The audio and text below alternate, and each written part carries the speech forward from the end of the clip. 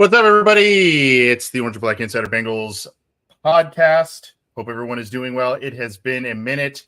That is my fault. Had a little bit of a scheduling thing and a family thing that came up last week that prevented us from doing a true show, but we've missed you. We've got a lot to get to today. I'm Anthony. He's John. We're going to talk NFL Combine. We're going to talk Tee Higgins and the franchise tag. We're going to talk about a lot of different things. I had what I thought was a clever title to the podcast here. I don't know what happened to the title itself, but regardless, it got deleted somehow, some way. I'm Anthony. He's the guy who has been at the NFL Combine. We've got some exclusive video footage from him. John Sheeran, man, the myth, the legend. How are you, sir? I think the reason why the title isn't there is because we've been gone kind of for so long. We have so much to talk about. There's not a single title or phrase that can encapsulate everything that we are going to say. I guarantee we're not going to have any dead air here because a lot has happened since we've talked to all of you guys. And yeah, I'm excited to be back. We're in the longest February of the last 4 years now, so we got one more day of February to go, and let's get to it. That's right. The happy birthday to the people that have their birthday on a leap year, because technically if you're, I don't know, 20 something or something, how you're does actually that work? 4. I don't actually know. Sometimes you celebrate today, sometimes you celebrate on March 1st.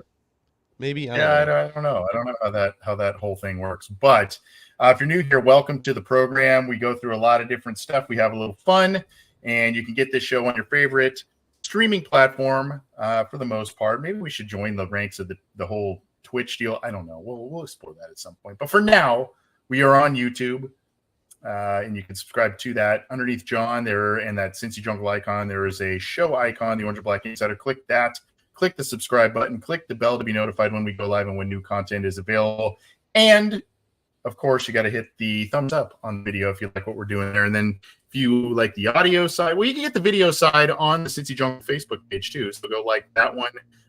We stream also to a couple of different Twitter accounts, the Cincy Jungle one, mine, and the show account. So go, if you like tuning in there, go check it out. And then, of course, if you like the audio side, iTunes, Stitcher, Spotify, Google Podcasts, iHeartRadio, all of the major ones, we are there. I am rusty at this. It has been about 2 weeks or so. I don't know, a week and a half, but we're going to get to it.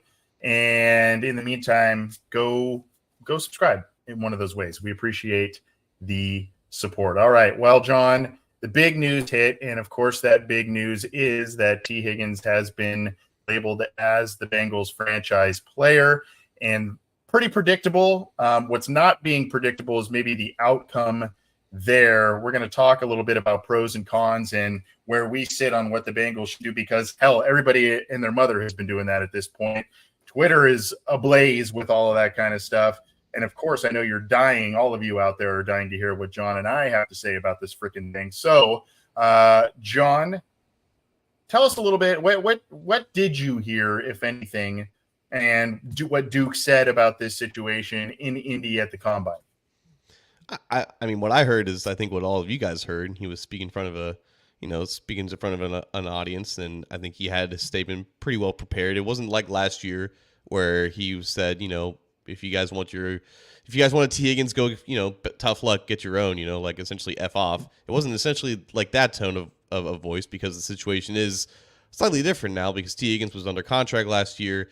Now he's quote unquote under contract, but they just technically just have his rights for this season. Tee obviously hasn't signed the franchise tender yet, and the franchise tender was placed on him mere hours after the salary cap was announced for the 2024 season at $255.4 million, which is over a $30 million jump from last year's cap. It's the largest just by volume or just total jump in recent history. So the Bengals, knowing that the tag was going to be $22 million, that's only $8 million less than the jump from last year's salary cap, and also factor into the fact that next year's tag, if they were to tag him, is only going to be about 120% of this year's tag. And you can already kind of project that if the cap went up this much this year, it's going to go up a decent amount next year. So I think from what he said about, we tag Tee Higgins because we want to keep Tee Higgins. He's a good player and he makes us better. It's all the mundane things, but I also think they tagged him immediately because they just have kind of been through this before, not only with T negotiating with him last year, but also just probably with his agency and his representation. And I think as soon as they realized that they had plenty of space to tag him and to make sure that worst case scenario, he's here for week 1, he's going to play on the team in 2024, they were going to have the space and the comfort and the cash and all that to do that. So they're just like, you know what, we just don't want to do these negotiations again. Nothing's going to come out of this. Apparently, briefly from what I heard, the offer is just, it's too far out of their range in terms of guaranteed money. And that's pretty expected too, considering the agent that the Bengals are dealing with and, kind of what we kind of heard from last year and how there was no real progress with that. So I think they just kind of accepted it. They said, we're not going to waste any time. We're going to tag him. And obviously tagging him so early in the window does create the possibility that teams can now legally, quote unquote, legally negotiate a trade for him. But there are complications with that too, which is why he didn't want to get into any speculation about what this means going forward. All that it really means in concrete is that the Bengals have Tee Higgins' rights for the 2024 season, and that's how they're going to go from here. And everything else that happens from now on is really just, it's anyone's guess. Yeah, so 255 plus million is the salary cap space calorie. And then, of course, you've got the Bengals with a little bit under 51,000. And as you said, close to 22 million for the cap number with Tee Higgins this year. So those are the financial implications of him being tagged this year. So, John, we kind of knew some of those numbers. We knew what was happening here. Now, I think you and I need to kind of talk about the pros, cons, and where we stand respectively on this, because I think there's a pretty big dividing line on things with this. And quite honestly, you know me, I see gray areas. I see merits to both sides of the argument. I mean, let's just run down before we kind of give our own personal stance on this, but let's just kind of run down some pros and cons. Pros side, of course, keep a talented guy, a guy that Joe Burrow clearly has comfort with, and a guy who has been productive and consistent through the first 3 years of his season, of his career, rather, close to 70 catches, right? Averaging right around 70 catches, 1,000 yards, and 7 touchdowns through those first 3 seasons. Last year was the big dip. Of course, that being a con. Some of the injuries, what happened last year. Of course, there's the quarterback injuries, but there was some inconsistency from T going forward throughout the year last year. So, that's one of the cons. And then, of course, on the con side, the cost for keeping him this 1 year if you cannot reach a 1-year deal. But again, you look at the pro side of things. I mean, you have an insurance policy in place in an offseason where you are facing quite possibly some really high turnover at the wide receiver position because of the future being cloudy with Tyler Boyd as well. So, I mean, money being one aspect, keeping him being another, of course, protecting yourself being a pro side with, having him for a year or being able to trade him and get something for him at this point if you feel like a long-term deal is unattainable. So there's some pretty obvious pros and cons, unless I'm missing some so far on this one. No, I think you hit the nail on the head there. Obviously, the $22 million in cash and cap, it does impact free agency, I would say, a little bit. I think that eliminates at least one potential impact player that you can sign if you didn't tag him or if you were to trade him immediately as free agency begins. So that's something to consider about just the general idea of, maximizing the roster as a whole. But I think to your point, not just the connection and the history with Burrow and the offense, the fact that Tyler Boyd is also a free agent, and I think it's pretty assumed that he's probably not going to come back to Cincinnati. Right. it would be different if they drafted a Tee Higgins last year in the second round. Instead, they drafted 2 receivers on day 3. One of them, Charlie Jones, barely played at the receiver position in the regular season. Andre Yoshevich, I think a lot of Bengals fans are excited about the potential that he is, and I think he flashed, but I don't think anyone should be comfortable with him being in line to be the number 2 next to Jamar Chase. It creates a definite need at the receiver position, because you cannot enter the draft with Yoshevich and Jones as your presumed 2 and 3 next to Chase. There's potential with them, but they didn't have a contingency plan for this entering this process. I think they always assumed that Higgins was going to be, again, like they were going to have his rights entering free agency, so they didn't have to deal with any of this. So the pro of tagging him is obviously you enter the draft knowing that if they do get a chance to draft a really good receiver that they can replace Higgins next year, then they can go ahead and pull that trigger, because it's probably going to be a wise pick anyways, because this is a really good receiver class. But if they didn't have T on the roster at all, then they would enter the draft absolutely needing that, or you would have to probably spend a pretty penny on a replacement in free agency. And at that point, I don't know why you wouldn't have just tagged T in the first place and then enter the draft with that. So that's a whole cloud of everything in that. And really, just the whole conversation about tagging and trading him, it's all about timing. It's all about what you're prioritizing when it comes to when you want to do this, if you want to do it at all. Because if you were to trade him immediately, again, that would open up cap space for, again, more free agency spending. Obviously, you would have to sign a receiver at that point, but you could probably fit in another signing at another position that you wanted. But if you were to wait until the draft, then you could potentially use that pick. That could be a higher pick if you were to wait that long, because the team might be desperate at that point to give the pick that the Bengals won. Then you could use that pick to, appropriately replace T for a cost-controlled receiver. And yeah, like you would still have enough, money to spend in free agency beforehand. So I think the pros do outweigh the cons here with tagging him instead of just letting him walk in general. But this conversation Correct. about, is a trade imminent? Are they even interested in a trade? Are the offers going to come in? Are the offers going to be what they want? Like, all these things are going to, it's a fluid situation that's going to develop over the next couple of weeks. But we have to remember, this is still a franchise that doesn't proactively shop its players. Nonetheless, its best players. And Tee Higgins is one of their best players. I think they've made that very clear of their stance on him. It's just the timing of this tag. It opens that door, and these pros and cons have to be considered with it. Here are some of the things that we know based on the current situation with Tee Higgins, who he is as a player and everything, as well as who the Bengals have historically been when it comes to trades, etc. Teams will be interested in trying and have likely been calling the Bengals about Tee Higgins and likely giving some deals that could be viewed as somewhat lucrative. Tee Higgins, I think, wants to remain a Cincinnati Bengal long-term. I think Joe Burrow wants him long-term. I think there's good rapport there. And despite how last year went, despite some of the injuries that you've seen, mostly last year, here and there throughout his career, I mean, he's still playing 14, 15 games a year in the regular season through those first 3 seasons when he was a pillar of consistency. I think Burrow wants him here. I think the team wants him here long-term. It has to make sense.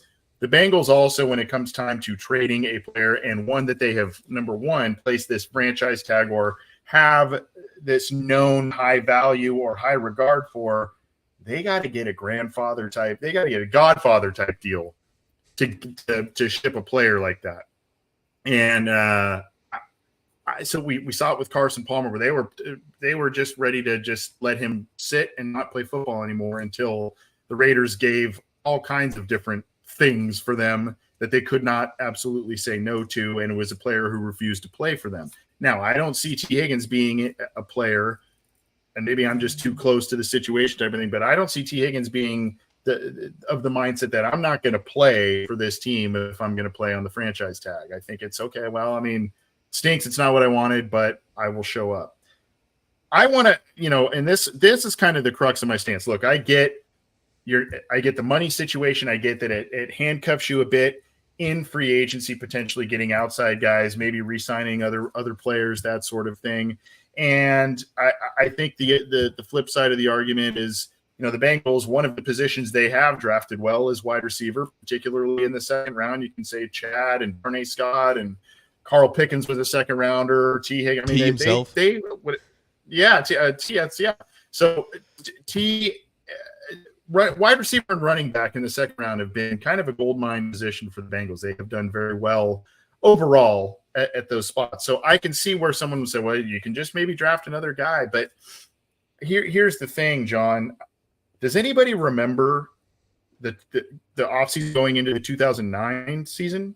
Does anybody remember the offseason going into the 2016 season when the Bengals lost one or two very valuable wide receivers that they had high regard for, Pushmanzada being one back then, and then in 2016, Marvin Jones and Mohamed Sanu, which were part of this explosive offense. Both guys were part of these explosive offenses. Granted, Palmer was hurt in 08, but still, those were players that had rapport with the quarterback. Those were systems that were built around those types of players, and the Bengals struggled for years to try and replace, particularly when it was two at the same time that left, Antonio Bryant, Lavernius Coles, and the list went on and on and on until finally they're like, we got to draft AJ Green, Terrell Owens. We got to draft AJ Green and just start this thing over. Then they started it over. They got it going again with Marvin Jones and Mohamed Sanu. Those two walked. Then you had Brandon LaFell and who was it, Binns, and I mean they had all kinds of guys going in and out of there that kind of handcuffed the offense. Now the stats were still there. AJ Green put up stats, but the wins were not. And the Bengals had a pretty successful 09 season, but it still took them another year. 2010 was pretty much a disaster after that. And then they had to rebuild from there. And then we know what happened after that playoff debacle in the Steelers, and those two guys left from the wide receiver room. The Bengals reeled. And this is a team, when Tee Higgins is healthy, Jamar Chase is healthy, and yes, Tyler Boyd, and he may be gone. But if you have those two guys, this team and this offense can be explosive, and there is no doubt about it. You lose Tyler Boyd and Tee Higgins in the same offseason, and you're risking drafting a guy. You're risking bringing in a free agent that doesn't have the same rapport that has been built up with Tee Higgins and Joe Burrow. I worry about that, man. And I look back to those two seasons that I referenced, and again, maybe it's not my money. I said this before. It ain't my money, so maybe I'm a little more freewheeling with it than other people. But if at the end of the year you have a championship run, whether you actually hoist the Lombardi Trophy, you come close again, that sort of thing, and Tee Higgins is a big part of that once again, I think you kind of say, well, man, that's the franchise tag was tough to swallow, but if it got us back to the level and or maybe above where we've been these past couple of years, I think you look back and you go, that was worth it. Yeah, and I think there's no deception when Duke and Zach are saying like we want T to be here and we plan on him playing for us this season. I don't think there's any like that in itself. I think can enhance the trade value because it just creates it makes T look more valuable because he's in the plans. But I don't think they're like lying about that. I think they do plan on having him and Jamar with Joe again because they know that that's a winning formula. They know there's a proof of concept with that.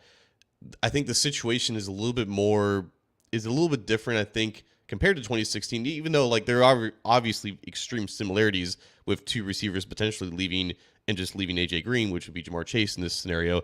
I think the money and the fact that you already have a quarterback now taking up who's about to take up a ton of cap space in the years leading up to this, and then obviously Jamar Chase is going to get paid. The money with that is a lot more compared to the 2016 salary cap when you had AJ Green on an extension, Andy Dalton on an extension. Those two were, I think, a little bit more team friendly compared to obviously what Joe Burrows is and what Jamar Chase is going to be. So that's going to be a variable that the Bengals have to kind of consider with this, especially because Tee Higgins is an asset that I think at the end of the day, if they were to trade him, I think it would net them a pick between 20 and 40. And I think if they are offered a late first round pick, I think that is something that they would seriously consider at that point. It is a pick that was higher than the one that they used on Tee Higgins. So that's at the end of the day, that is a surplus in value. I also think that even if they do expect him to eventually play, and obviously he will play on the franchise tag. No one sits out of the franchise tag unless you are a star quarterback. He may not practice though in training camp. Like he may do the Jesse Bates Right. route, which is obviously the same agent, so the same all ritual there, which is concerning considering his importance with the offense and obviously him not getting those reps. Imagine if, like this is, I'm not even gonna say it. Imagine if the quarterback of the team practices in August, right? And Tee Higgins is not there, right? So like I mean that'd be kind of a bummer to Yeah, not get this. put that in the universe, will you, please? I'm not going to say his name, obviously. I'm not going to say what may or may not happen. But imagine if that does happen and one of the most important pieces of that offense is not there to practice with them. That would be a bummer. And that is something that I think they are not, maybe not fearing, but they're considering. And that's another factor into this. So because the player right now is very valuable and I think would definitely garner interest from the league because of the financial implications with this, there's going to be interest and there's going to be at least some level of like maybe we should do this, but they certainly aren't planning on just trading him immediately. I don't think at this point. I think if a trade does happen, it'll be after free agency and it'll be only in a certain case where like if we do this, we know for a fact that we can replace him immediately with a top pick at receiver so that the drop off is not as significant as it may be, and that there's an immediate contingency plan. Because at this point, the more I talk about it, the less I think that T is traded as soon as free agency begins, and then they just really go into the offseason with a dark cloud over that position. I'm in agreement with you. I think a lot of people are saying, oh, he's going to get traded in the free agency frenzy if he gets traded in the first couple of days. There's a possibility of that. I see it more likely as a draft weekend type of trade. When they see how the board falls, when they see who they can get, when they have seen what holes they have filled in free agency, that's where I see them saying, okay, now, again, it's a very conservatively operating franchise in terms of how they pay players, how they operate, and they're not going to have their hand forced. And so if they are going to move a player of this caliber, not only does it have to be a sweet deal, but it has to be in a situation where they go, we are totally comfortable with how we've set up our team and haven't had our hand forced on this, and now we can kind of have our cake and eat it too. I want to add, Bill here writes, Bill B513 writes, do we view him as injury prone? I don't really view him as injury prone, but the reason I pin this comment, John, is I go, okay, well, are we even having this conversation if there was a noticeable dip in production from last year? Are we having this debate if Tee Higgins once again put up 65 to 70 catches, right around 1,000 yards, 6 to 8 touchdowns, and then you go, well, no brainer, we franchise him, and then you say, well, maybe that's a guy who's worth this money. And I get shoulda, woulda, coulda, and what could have been and what isn't, but I mean, I don't think we're really at that point. If he's showing you 4 straight seasons of this is who I am instead of 3, which is still real, a solid sample size.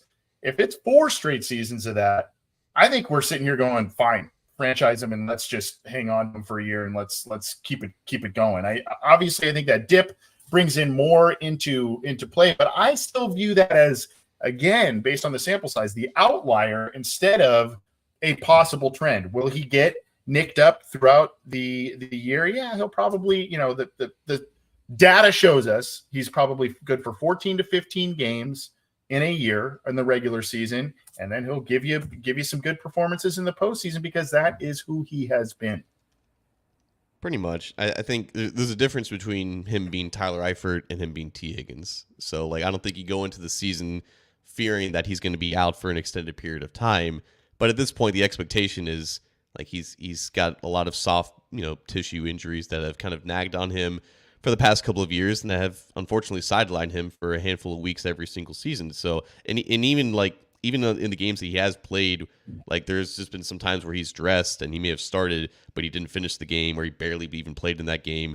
And the important thing here is, like, we know what the offense looks like with him and we know what it looks like without him. And without him, like, I think the drop off has been as significant as it was even when like Jamar Chase was out. So like the value of him in this offense is the reason why, even if he does have that injury history, there's an importance on either keeping him or making sure that you replace him properly and effectively. So yes, I do think that the injury issues are why they're especially not willing to meet him and his agent in terms of like the actual meat of whatever this deal is. It probably wouldn't affect him on the open market because teams would be desperate to get a receiver of that quality. Injury history be damned. But because the Bengals are familiar with this, they know his medical better than anyone, and they know how to treat him and everything like that. That's a risk that they would have to consider the most because they have the most information with that. And that's honestly why the tag makes a lot of sense here, because it's an opportunity for the Bengals to see, is this going to continue? Is this going to get worse? Because obviously the older you get and you're dealing with these soft tissues or these hamstrings,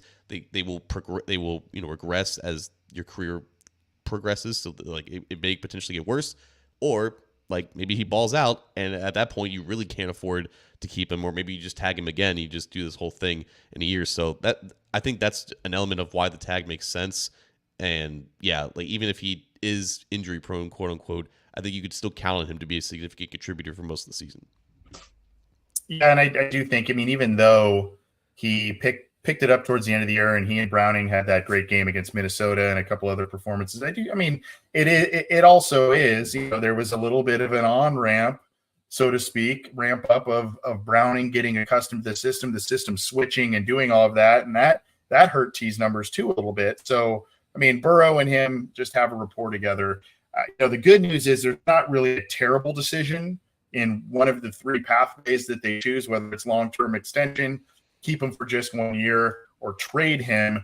There is risk involved in each one. I think the riskiest to me is to trade him and try and roll the dice to find a similar caliber player that can dive right in just as a rookie like he did. Because I'm assuming it would be a draft pick that the Bengals would use there. I mean, obviously they would maybe supplement with a veteran somewhere in there, but it's riskiest to me to assume that they're just going to, even though they've had a good track record with drafting wide receivers, that they will just get a guy that jumps right in and gives you 70 catches and 1,000 yards and 7 touchdowns as a rookie. And then, hey, here we go. We're just charging forward and the system's working. I do think also a lot of people are looking at, of course, his agent representation and how this played out with Jesse Bates. And, again, I just think the Bengals as an organization much more highly value wide receiver than they do safety. They've shown time and time again that they pay wide receivers. They pay multiple wide receivers at a time. Sometimes they let them walk, like the 2 years I referenced there. But, more often than not, they value those offensive skill position guys, and that's been proven. Another guy, though, as we transition off of Tee Higgins, another guy that has some big questions about him is a big guy who was recently seen hanging out with Joe Burrow and Sam Hubbard, Jamar Chase at a Phoenix Suns game. And it was the Lakers and Suns, so they were all kind of hanging out. You, good sir, and I want to give my guy some props. We've got a couple of quotes from both a Bengals staff member and an incoming prospect that has been linked to the Bengals. A couple of quick snippets. You, sir, as we tee up this one for you here, Duke Tobin, you had a chance to ask him a question at the Combine. Yeah, so it was like Duke's podium session, and I was curious about DJ Reader and his status as not only a free agent, but a free agent who's currently recovering from a pretty major surgery. And I was curious about the complications of those negotiations or those talks right now, because they can negotiate a new deal with him at the moment. But I was curious about what the injury would impact with that. So this was Duke's answer upon asking that question. Here, I'll pull it up. Oh, I got it right here. I got it. Oh, cool. Questions on DJ Reader and how are we handling that with the injury? Shame he got hurt.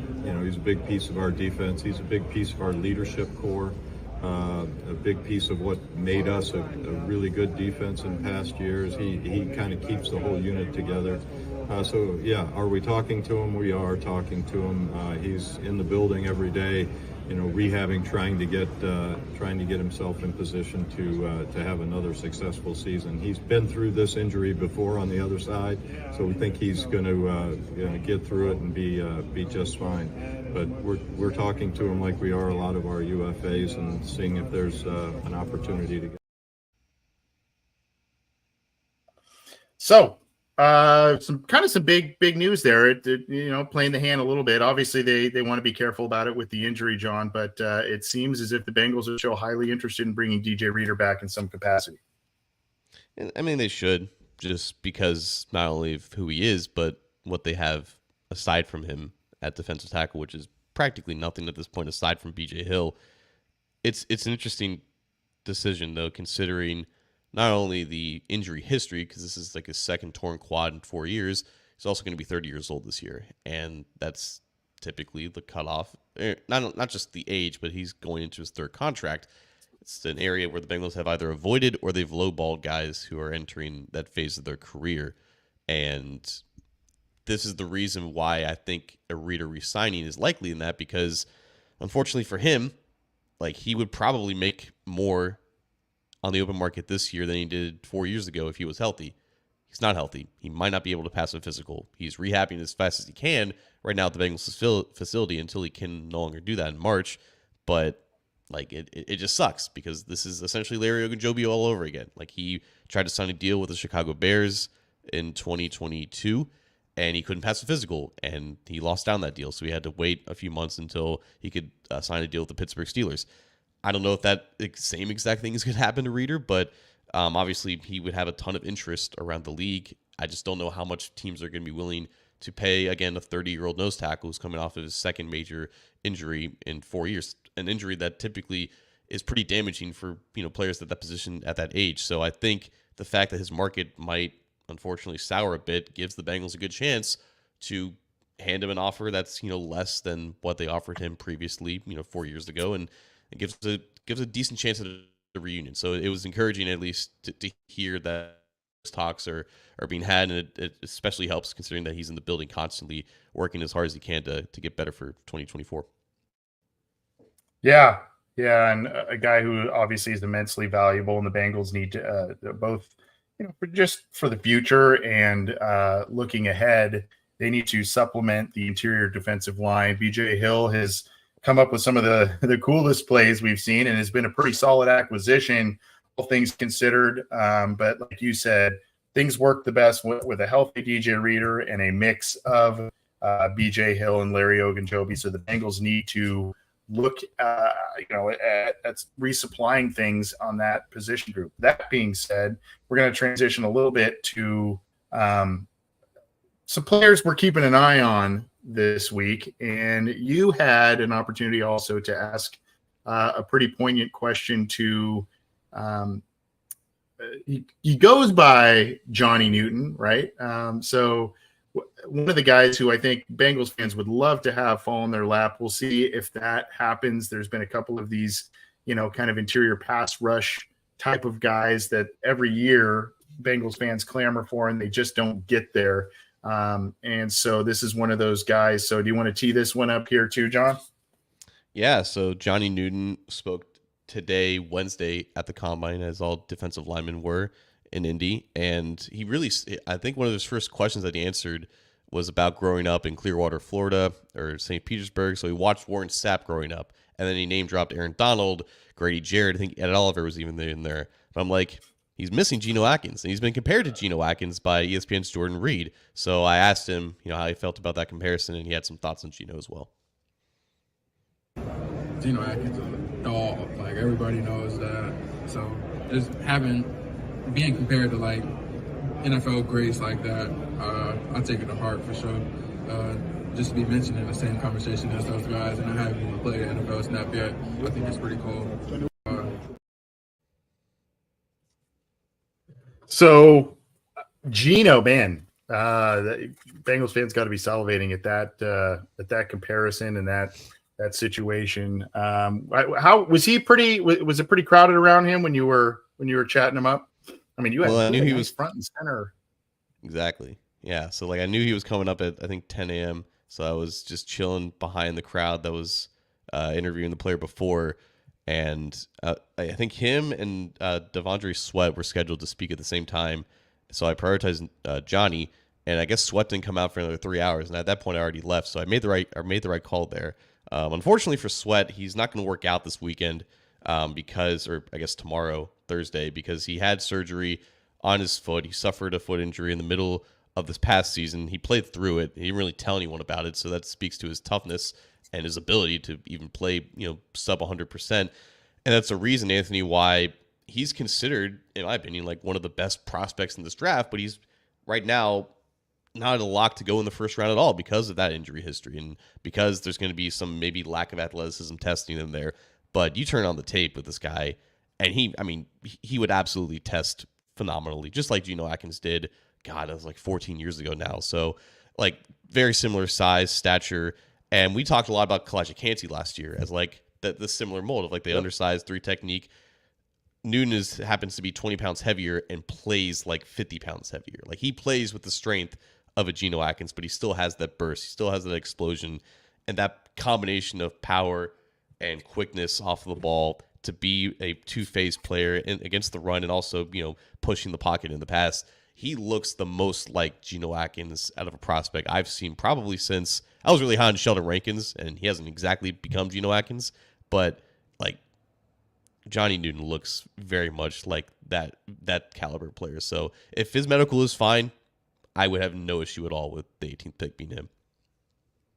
Well, very well might be. And the Bengals, you mentioned Rankins. That's a guy we talked about as free agents maybe to look at this year. And then, of course, the Bengals showed a couple of years ago some interest in him as a free agent. So, we'll see what happens there. But definitely, I think this is one of the positions that is in play for the first round. Now, an interesting report emerged, John, that the Bengals may be in line for a position that not a lot of people are picking them to go after in the first round, and that is cornerback, right? Yeah, so this is an interesting conversation because there's offensive tackle, defensive tackle, and cornerback, I believe is what the report from Jeremy Rao stated as like the interest for that pick. And obviously, offensive tackle and defensive tackle are definitely the bigger needs here. The thing with offensive tackle is there's probably going to be, like, the Bengals have a good chance of not getting one of the 5 best offensive tackles in this class. They all could go off the board before them.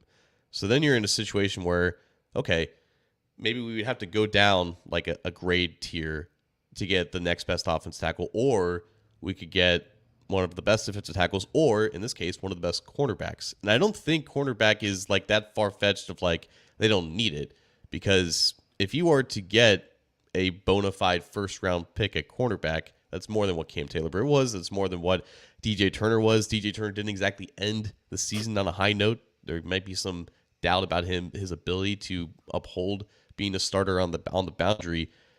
And it's never just about like best player available either, right? It's about these guys are tiered in like 1A, 1B, 1C buckets.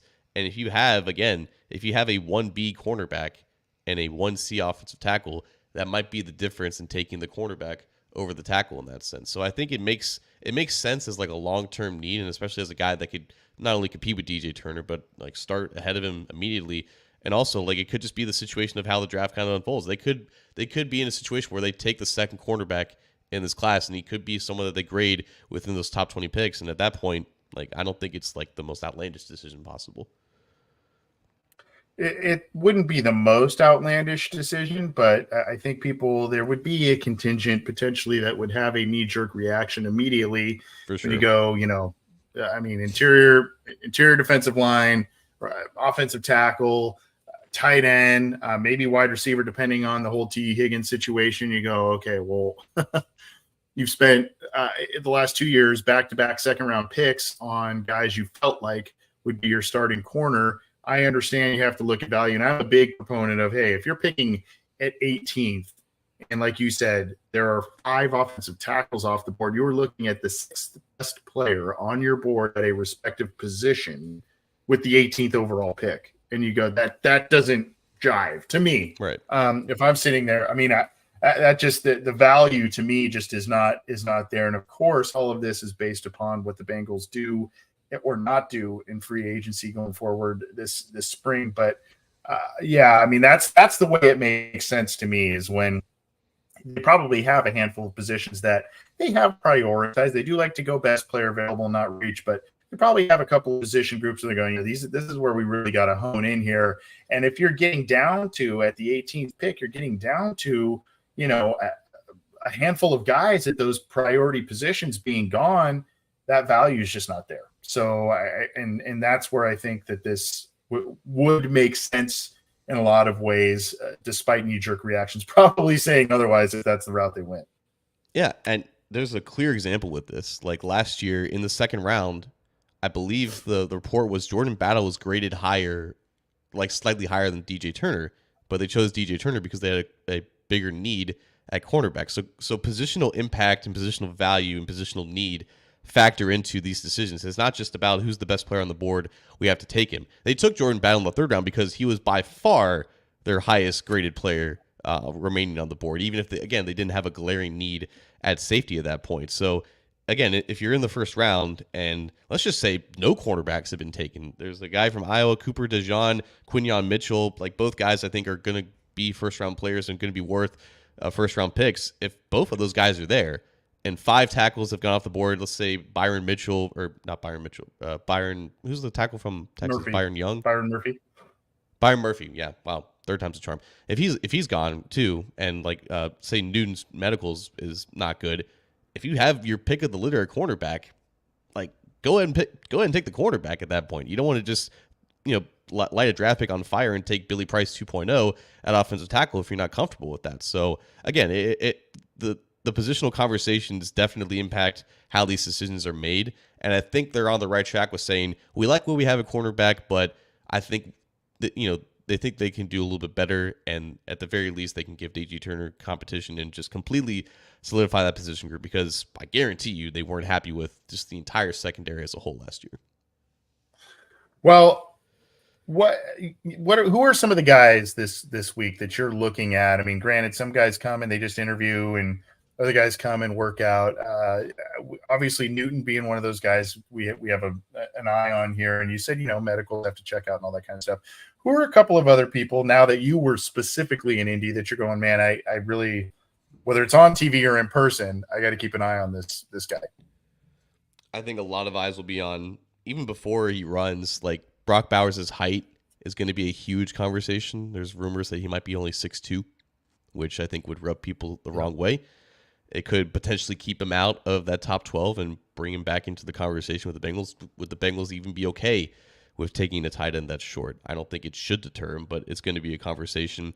Offensive tackles and how they run at this point, like any of them, there needs to be a priority in just speed and explosion at any of the offensive line positions. Marius Mims, how he runs, I think, is going to be so crucial for him, because the lack of experience is a huge knock on his resume, but the tape is phenomenal. And if that tape combined with, this guy's moving like a Terran Armstead, and he's as powerful as if he's as strong as Trent Williams, teams are going to care about him starting only 8 games, and he might not make it to pick 18. But I think the more offensive tackles who test phenomenally, A, the more likelihood that the Bengals aren't going to get one of those 5 best tackles, or B, there's a greater chance that if they do pick a tackle in the first round, it's going to be a guy that gives them an element that they haven't had before. And yeah, I think that position is just going to be under a microscope so much for the Bengals at the combine, considering that it's the most likely position that they target in the first round, and it has to be someone that gives them the ability to defend athletic edge rushers for once in their life. Yeah, and we had this conversation last episode about Fuaga, right? Is he a guy that you can trust on the right side based on pass rush ability, potentially arm length or lack thereof compared to others, and then how does he test with some of the other areas too? And then of course, these guys do their pro days too, but this is kind of that first look at a lot of guys. Wide receiver, maybe, I think there's a couple of guys in there that the Bengals may look at because of the situation with Boyd and Higgins that we mentioned earlier. So there's probably a handful of guys there. Maybe running backs as well come into play, yeah. Particularly in the 40, the 10-yard split, 20-yard split type of thing. And then, of course, the 40-yard dash in general. Looking at some of those guys, just because the Bengals may want to reassess some things there, whether Joe Mixon is in the picture still or not. So I think those position groups, and then as we mentioned, Newton in the interior defensive line, that has to be a priority. I am curious to see what level of interest the Bengals will show to edge defenders, because I still think that is an area that they need to shore up. Of course, the Trey Hendrickson and Hubbard's been a solid player for a long time, but I think the Bengals just need a little more juice and a little bit more rotational help there too. Yeah, and they've met, I think, with some of the top guys like Chop Robinson, Dallas Turner, I think, and of course they're going to meet with practically every prospect at the combine. But obviously, there's a distinction between formal and informal meetings as well. So, yeah, that's another one where it's not the strongest class overall, but there might be a handful of guys that could be there at their pick that could garner some interest. You mentioned Mixon. We made it 45 minutes without mentioning his name, but I think it was kind of worth. It's kind of worth bringing up the fact that like Duke was obviously asked about him and his roster bonus coming up, and the answer was about what we expected. Nothing definitive, because like I don't think they have any definitive plans on it aside from as soon as free agency begins, or as soon as tampering begins and whatnot. They're going to be keeping a close eye out on the running back market. They're going to be seeing if guys like Saquon Barkley, Josh Jacobs, Derrick Henry enter the market, see what their contracts are. If it becomes too saturated at that point, and then Mixon's deal ends up looking worse and worse, then a decision could be reached, a handful of days after free agency when that roster bonus is owed.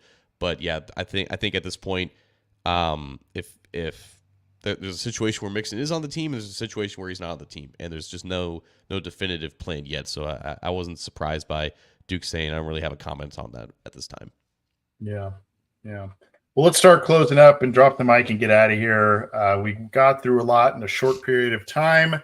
Tee Higgins, DJ Reader, Johnny Newton, and NFL Combine prospects. First of all, John, just want to thank you again. Go give John a follow, John _Sheeran, for those clips. And thank you for supplying those to us. Wanted to share those and give you all the credit that you deserve for your great work there and at A to Z Sports, my friend. What you got for us on our way out?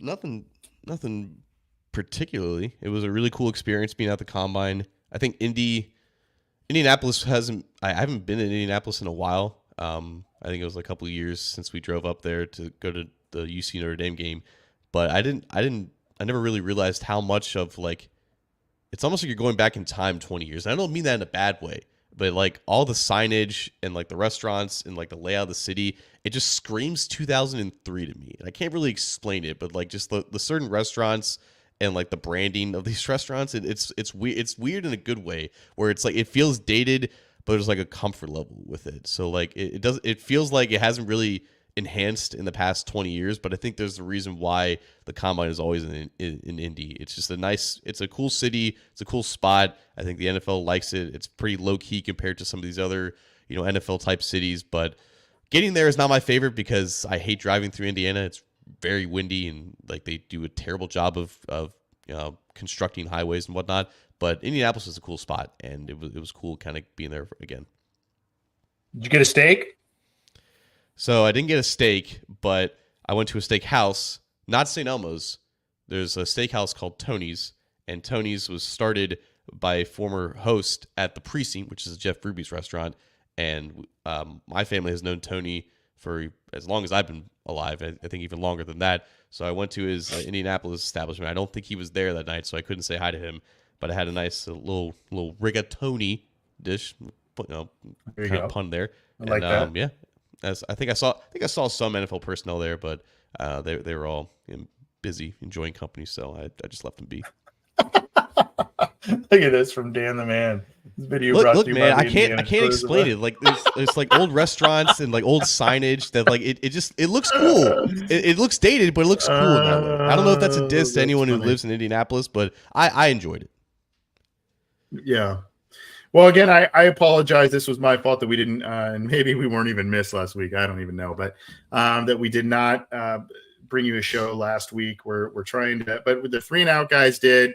We're still peppering you with a lot of content, so hopefully you enjoy that. But, unfortunately, I went out of town for a family funeral, which is really not that fun. But there was a positive about it, and that is seeing a lot of family members that I had not seen in 5, 10, 15 years or so. And a couple of my cousins are actually, because they lived in Cincinnati for a period of time, are Bengals fans. And one of my cousins who I had not, and I had gone to Bengals games with him when the then San Diego Chargers were playing the Bengals back in like 03. He came out our way from Arizona, and we ended up watching it. But that, long story short, I got to reconnect with him, which was pretty cool, and my other cousins and all kinds of different people. And he actually was saying, yeah, man, yeah, you know, he watches the show, he checks out the show, and he plays the show for his son and all kinds of stuff. I'm like, hey, man, that's pretty cool. We had been in some contact from, you know, some different things, but not, you know, hadn't seen him in a long time. But it was good to see him and many others this last weekend, despite the circumstances, and laid to rest a really good man, my Uncle Jerry.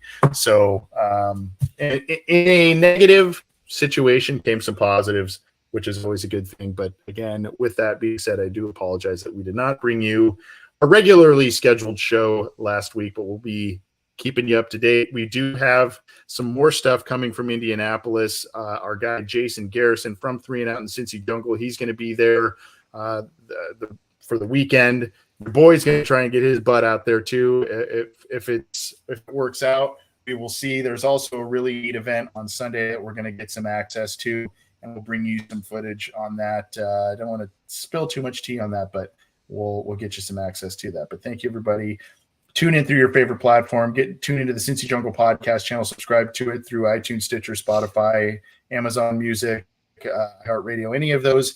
And get us on YouTube, the Orange Black Insider channel, as well as on the Cincy Jungle Facebook channel. John, take care, my friend. Thank you again for your work and sharing what you did out in Indy, the work that you did in Indy, and kudos to you. Thank you, guys. Take care.